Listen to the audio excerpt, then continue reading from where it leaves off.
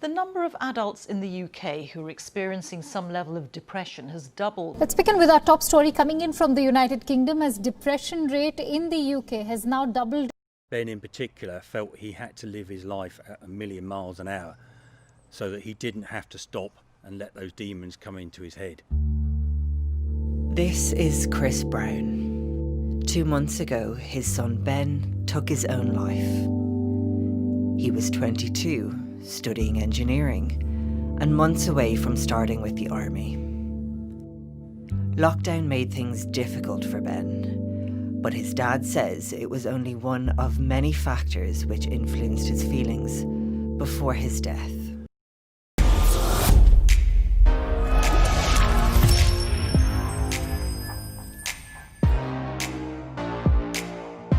And welcome everybody once again to Safe Place Podcast, and tonight we're going to talk about depression. It's not a topic that we've brought up before, is it, Craig? And shouldn't be a difficult one to tackle, because the way I see the world is everybody's had depression and can connect with depression in some way, so we all experience this, and we should be able to break this down and help people. So let's talk about some of the causes of depression. Why would money cause depression? Well, to be honest, even the average working man still hasn't got enough in his mind mentally to survive and get everything he wants. And I know that's just desires and attachments, but it's stuff that we hold in regard to. Do you know what I think, actually, listening to you now, is the biggest cause of depression at the moment, globally? I think it's social media. I think it's everybody being on the phone looking at how everyone else seems to be living, and all that's a fucking lie as well. Yeah. 95% of the people on there are just posting stuff as if they're living the best life possible, but they're not. They're just as fucking frustrated with life sometimes as we are, just as depressed sometimes with life as we are, but you don't get them posting that. And obviously, if you look at young kids growing up now and you see all of these stars, these celebrities, these people that aren't even celebrities, people that are just slightly better off than you posting, and you look at the bedroom, well, they got a bigger bedroom than me. Look how they've got the latest gear, they've got a really good camera to film on. It's like constantly negativity that people are ingesting through social media platforms, aren't they? Yeah, and on a deeper level where we've learned we don't need this. You don't need this attachment to any sort of vanity thing. However, that's the only thing you've ever known. So at the moment, you are unconsciously expecting more. Yeah, and we could go deeper with money, but let's just keep it there. It's quite an obvious one, isn't it? You haven't got a lot of money, of course it's going to make you depressed. And work. Are you in a job that you like? Are you in a job that... I break down work for you. Your average week is going to be between 37 to 45, if you're lucky. And your average week is going to be either Monday to Friday, 9 till 5, a big 8-hour part of the day, the daylight that you're supposed to absorb for the good of your skin and biology, and you're stuck in that job with people that you get along with because you have to, and there's probably a few bad uns in there as well. And you might even be worse off and have shifts, so you work earlys, lates, afternoons. Massively. Think of that, all of that time is just some sort of negative emotion. We've got to be conscious here that if you're spending 8 hours a day on a job and that 8 hours is full of a negative, heavy feeling, it's no wonder why you're going to be depressed. Let's look at this one. This is the big one for me with depression. Dreams. All of the dreams that you wanted, all of the things that you thought you could have done and achieved as you was growing up, and you've reached a point in your life where it looks like those dreams aren't happening anymore. Yeah, that's gonna destroy people, isn't it? What could you even call that? It's like, I suppose it's again unconsciously accepting reality and then just trying to push it aside because it burns so much. Yeah, and again, for the mental health aspect of it here, which is primarily the reason why we do this podcast, we're talking about depression. And ultimately, the only way out of depression, there might be another way, but the only one that I think is significant enough to me to say is, to get out of depression, you've got to be willing to feel more uncomfortable than you actually feel with the depression. You've usually got to do everything that you don't want to do. You've got to accept and grieve that dream's not going to materialise. You've got to accept and grieve that money that you want to make a month isn't enough for what you want. You've got to accept and grieve for the fact that you aren't that person on Facebook that seems to have everything and you don't. And then you've got to, and that's going to make you feel even more uncomfortable. But you've got to grieve that dream. You've got to grieve that money. You've got to grieve that social media platform. And then once you feel so demotivated because your dreams have been destroyed, you've got to try and start all over again, in a sense, which is massively uncomfortable. And that's the problem, because we're always unconsciously trying to seek comfort over discomfort. We're wired to want the short-term fix. And to get out of depression, you're going to have to choose the more difficult fix. You're going to have to get your ass out of bed even when you don't want to. But you've got to see you doing the behaviour that's going to get you out of it, even though it's more uncomfortable, as a chance to realise your strength, to realise your worth, to be an inspiration to yourself, ultimately, not to anyone else, but to prove to yourself that you can do this. Well, you know, that is 100% bang on, spot on the money, right? And now I'm going to tell people how it's not as bad as it sounds. Go on. When you learnt to ride a bike, you fell off, and there's part of you that didn't want to get back on and try again because you hurt your knee, and you did it. Yeah. You went through pain, you succeeded, and you can ride a bike.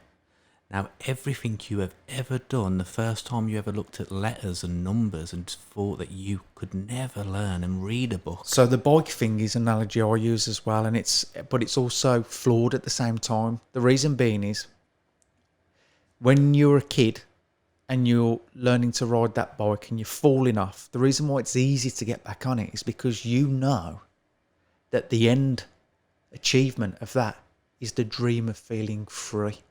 And all of the thoughts that go with it. I'm a big person now. I can ride a bike. I can go all the way down there. I can go really fast.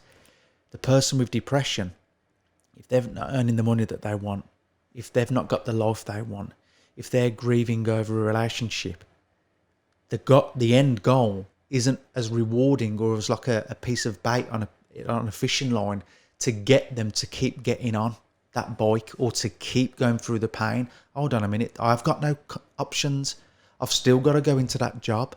I've still got to earn this amount of money a year, and I can't do anything more than that unless I do something more uncomfortable, which is to re-educate myself or to step out of my comfort zone and the safety of the environment and the job that I know and step into an environment where I ain't going to know the processes. So again, for me, as a kid, yes, absolutely, the bike analogy is perfect. But ultimately, as an adult, it's a lot more difficult than that. I understand what you're saying. Unfortunately, though, what you're saying as an adult is you've lost that belief of a child. Yeah. You've been battered from life, so you can't see any future. Absolutely. But that place doesn't, it's not existing. Yeah, but let's cut it down again. Again, another good analogy. But the problem with that is, when you're on your bike as a kid, you have a supporting parent behind you. You have things in place to make that process so much more possible. As an adult, as you rightly say, you've been through the batterings of life where your dreams have been destroyed. You've got a boss that doesn't give a shit about you. You've got a family that need things from you. You've got responsibilities. No one's really supporting you. It's an opportunity for you to learn how to really support yourself. However, the bike analogy is at that level of being the adult is so out of context. I get what you're saying, right? But what I would say to that is boo-hoo, right? The parents, right? Now, it sounds, that's awful to say, right? Yeah. But you was the one on the bike. You Yeah. can say that it was your dad picking you back up and tapping you on the back, but you still did it. Now you're older, you can be the mum and dad for you, for yourself. Yes. You can have that faith that you're going to get on the bike and get somewhere. And first of all, remember, these attachments that you're saying that you desire, this, I'm in the wrong environment, I need to improve, I need to re-educate yourself. You don't. You can be just completely content that you are just in the limit of your talent, and that's it. Yes, I agree with that. However, that's somewhere down the line, isn't it? You have to reach a certain amount of awareness and knowledge of self before you can get to that point. I'm trying to keep to the point of depression is one of the biggest causing factors of mental health at the moment in this country. And put yourself, at the minute we're talking from a place of non-depression, put yourself back in the difficulty and the thickness and the depth of depression, and give someone something where it's probably not about the hope. It's probably about making them realise that no wonder why they're depressed and how difficult it is for them to get out of it. It isn't an easy snap of your fingers. Do you understand what I mean? Yeah, it's not an easy I get snap. it.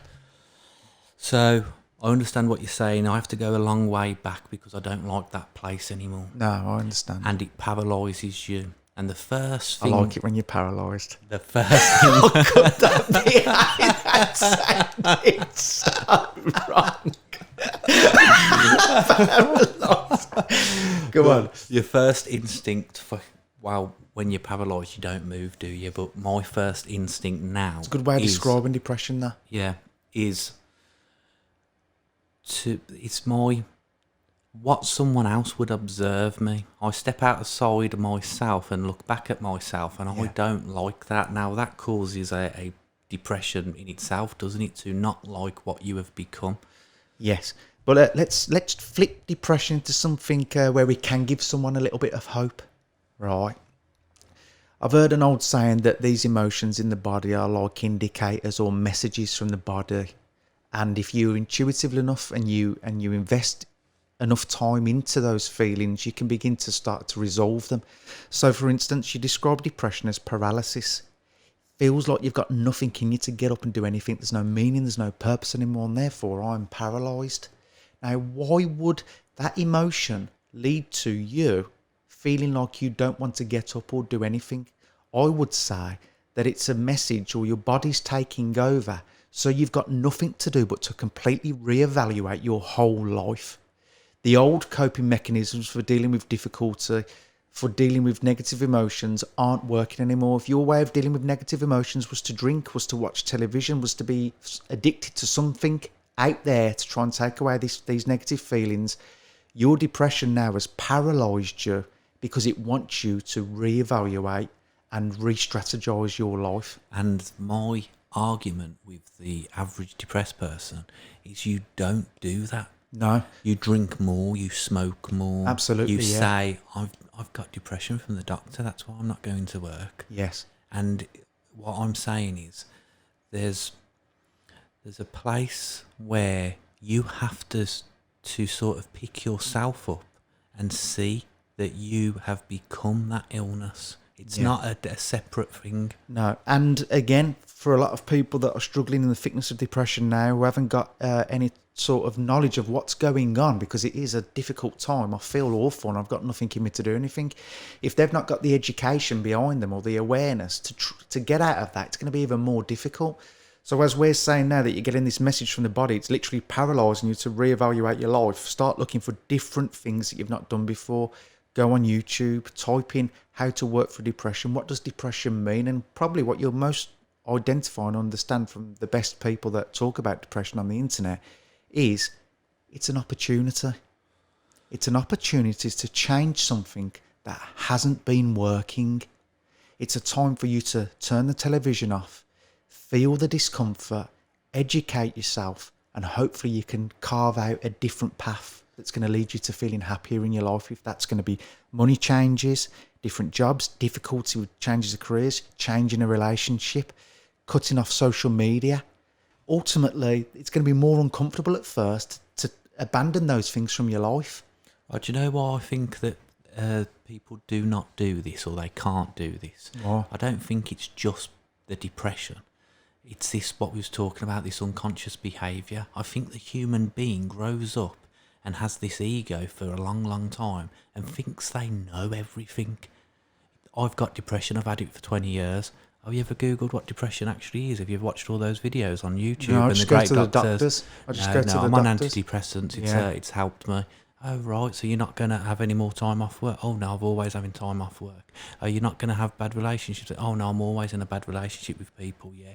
It's not that, antidepressant doesn't do that. It just makes me, I need the tablet. So they've got the knowledge without having the wisdom behind it. That they think they know Yeah. why they've got it, or that they're going to live with it forever, and that's the way it is We now. don't know everything. We don't know how to be in relationships. We don't know how to cope with money troubles. We don't know how. There's probably straight away 100 videos that you can find to see that you're wasting money on shit. There's so many negative loops. There's a part of the human mechanism where we get ourselves stuck in these negative feedback loops, and it is to do with the pain-pleasure principle.